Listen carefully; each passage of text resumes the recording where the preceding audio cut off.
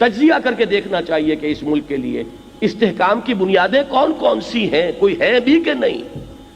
میرا تجزیہ یہ ہے کہ دنیا کے اندر دوسری قوموں کے لیے اپنے استحکام کے لیے جو اساسات اویلیبل ہیں ان میں سے کوئی بھی ہمارے پاس نہیں۔ ہمارے پاس سوائے ایک اسلامی جذبے کے اور کوئی چیز نہیں ہے۔ ہمارا حال یہ ہے کہ ناچار مسلمان شو، کافر نہ توانی شد ناچار مسلمان شو، لیکن اس ملک کی اصل جڑ جو ہے وہ اسلام ہے۔ اگر اس کی آبیاری نہ ہوئی تو اس کے استحکام کا کوئی امکان نہیں۔ آپ کا اگر اسلامی جذبہ بیدار ہو جائے تو میں اس کا یقین رکھتا ہوں کہ وہ تاریخ، جغرافیہ، ہر چیز کو شکست دے دے گا، اس لیے کہ اس کے ساتھ پھر اللہ کی تائید ہوگی۔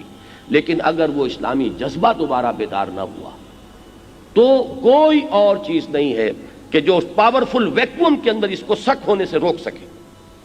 رہے گا بھی تو طفیلی بن کر رہے گا، اس کے سوا اس کی کوئی حقیقت نہیں ہوگی۔ ایک آزاد، خود مختار، باوقار ملک کی حیثیت سے اس کا کوئی مستقبل نہیں ہے، الا کہ یہاں اسلام آئے۔ اور اسلام ان کاسمیٹکس کا نام نہیں ہے، یہ جو آپ نے کچھ رنگ اور روغن اور غازے لگا کر اسلام کو بتانا شروع کیا ہے کہ اس ملک میں ہم اسلام لے آئے ہیں۔